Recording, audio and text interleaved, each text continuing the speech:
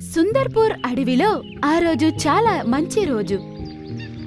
మంక కోతి సంతోషంగా చెట్ల నుండి పళ్లను కోసుకుని తింటూ ఉంది. మరియు దాంతో పాటే పాట పాడుకుంటూ ఉంది.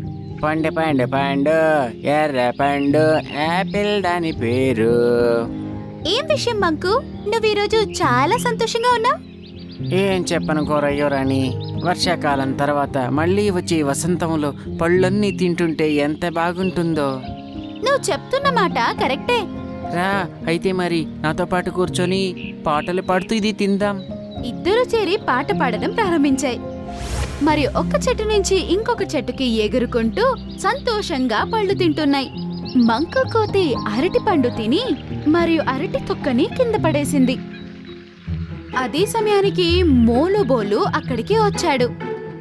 తన కాలు అరటి తొక్క మీద పెట్టాడు మరియు తను దడామని వెళ్లి నీటిలో పడిపోయాడు.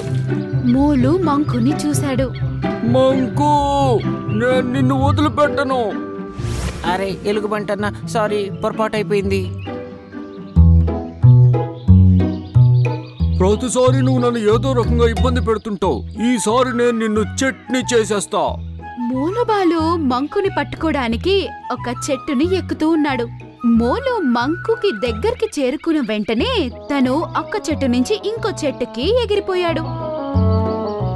అంతలోపే మంకు తన బలాన్ని ఉపయోగించి నదిని కూడా దాటి ఇంకో చెట్టు మీదకి వెళ్ళిపోయింది. మోలుబాలు ఇంకో చెట్టుని కూడా ఎక్కుతూ ఉంది. రా రా వచ్చి పట్టుకొని చూపించు. నేను నిన్ను వదిలిపెట్టను. మోలుబాలు మంకుని పట్టుకోవడానికి ఆ నదిని దాటడానికి కూడా ప్రయత్నిస్తుంది.